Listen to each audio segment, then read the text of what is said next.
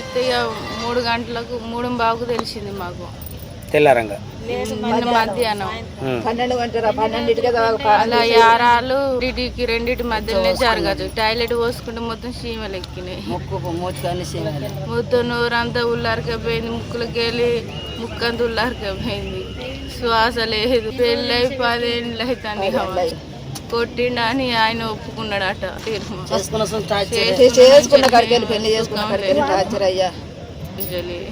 ప్రేమ పెళ్ళి చేసుకున్నాడు.